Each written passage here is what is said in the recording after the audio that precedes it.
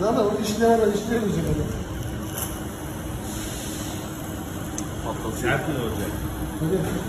Bunun, adam, istiyorsa boşalt. Boşaltmaya kadar aklına neyse.